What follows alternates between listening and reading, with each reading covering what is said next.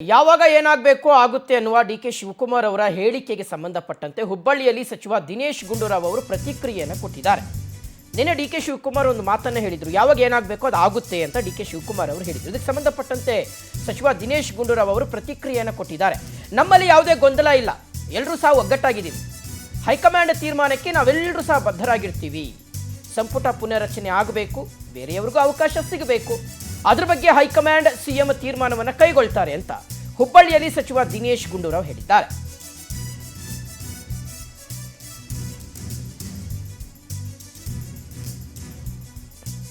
ನಾವು ಎಲ್ಲರೂ ಕೂಡ ಆದರೆ ನಮ್ಮಲ್ಲಿ ಯಾವುದೇ ರೀತಿಯ ಗೊಂದಲ ಇಲ್ಲ, ಸಮಸ್ಯೆ ಇಲ್ಲ. ನಾವು ಎಲ್ಲರೂ ಕೂಡ ಒಂದಾಗಿ ಕೆಲಸ ಮಾಡ್ತಾ ಇದೀವಿ.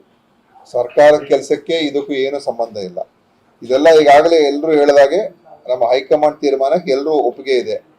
ಈಗ ಮಾನ್ಯ ಮುಖ್ಯಮಂತ್ರಿಗಳು ನೋಡಿ, ಮೊನ್ನೆನೂ ಕೂಡ ದೊಡ್ಡ ಜಟಿಲವಾದಂಥ ಸಮಸ್ಯೆಯನ್ನ ಈಗ ಬಗೆಹರಿಸಿದ್ದೇವೆ, ಒಳ ಮೀಸಲಾತಿ. ನಾನು ಮುಖ್ಯಮಂತ್ರಿಗಳಿಗೆ ನಮ್ಮ ಅಭಿನಂದನೆ, ಅವ್ರ ಜೊತೆಯಲ್ಲಿ ಎಲ್ಲ ಸಹಕಾರ ಕೊಟ್ಟಿರ್ತಕ್ಕಂಥವ್ರಿಗೆ. ಯಾಕಂದ್ರೆ ಐತಿಹಾಸಿಕ ತೀರ್ಮಾನ ಇದು. ಒಂದು ಬಹಳ ದಶಕಗಳಿಂದ ಇದ್ದಂಥ ಸಮಸ್ಯೆ ಬಗೆಹರಿಸಿದ್ದೇವೆ. ಈಗ ಅನ್ಯೋನ್ಯವಾಗಿ ಎಲ್ಲ ದಲಿತ ಸಮುದಾಯಗಳು ಒಂದಾಗಿ ಹೋಗುವಂಥದ್ದಕ್ಕೆ ಒಂದು ವೇದಿಕೆ ಸಜ್ಜಾಗಿದೆ. ಅದರಿಂದ ಈ ವಿಷಯ ಏನಿದೆ, ಇದು ಹೈಕಮಾಂಡ್ ತೀರ್ಮಾನಕ್ಕೆ ನಾವು ಎಲ್ಲರೂ ಬದ್ಧರಾಗಿದ್ದೇವೆ. MLA ಗಳಿರ್ಬೋದು, ಅಥವಾ ಮಂತ್ರಿಗಳಿರ್ಬೋದು, ಅಥವಾ ಉಪಮುಖ್ಯಮಂತ್ರಿ ಇರ್ಬೋದು, ಅಥವಾ ಮುಖ್ಯಮಂತ್ರಿ ಇರ್ಬೋದು. ಅದರಿಂದ ಸಮಸ್ಯೆನೇ ಇಲ್ಲ. ಏನ್ ಸಮಸ್ಯೆ ಇದೆ? ಆದ್ರೆ ನಮ್ಮಲ್ಲಿ ಯಾವುದೇ ರೀತಿಯ ಗೊಂದಲ ಇಲ್ಲ, ಸಮಸ್ಯೆ ಇಲ್ಲ. ನಾವು ಎಲ್ಲರೂ ಕೂಡ ಒಂದಾಗಿ ಕೆಲಸ ಮಾಡ್ತಾ ಇದೀವಿ. ಸರ್ಕಾರದ ಕೆಲಸಕ್ಕೆ ಇದಕ್ಕೂ ಏನು ಸಂಬಂಧ ಇಲ್ಲ. ಇದೆಲ್ಲ ಈಗಾಗಲೇ ಎಲ್ಲರೂ ಹೇಳಿದಾಗೆ ನಮ್ಮ ಹೈಕಮಾಂಡ್ ತೀರ್ಮಾನಕ್ಕೆ ಎಲ್ಲರೂ ಒಪ್ಪಿಗೆ ಇದೆ. ಈಗ